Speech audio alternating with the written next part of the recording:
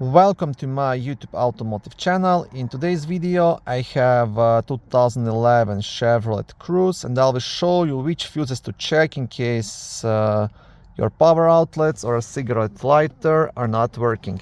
This video will apply to first generation of Chevy Cruzes made from 2008 all the way up to 2016.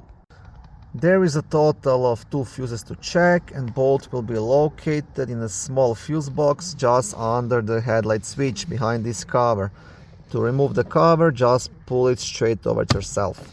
And on the back side of the cover you will also have a small fuse diagram. And the fuses you will be checking are fuses numbers 6 and 7. Now fuse number 6 is located right here, 20 amp yellow fuse, responsible for power to the front main power outlet or a cigarette lighter.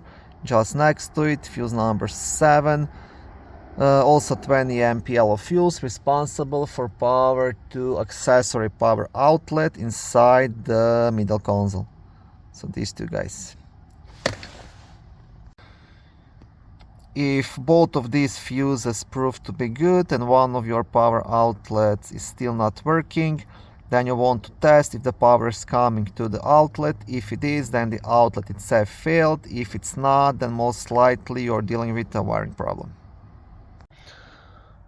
Thank you for watching this short video. I hope it was helpful and educational. If it was, please like it and consider subscribing to my YouTube automotive channel.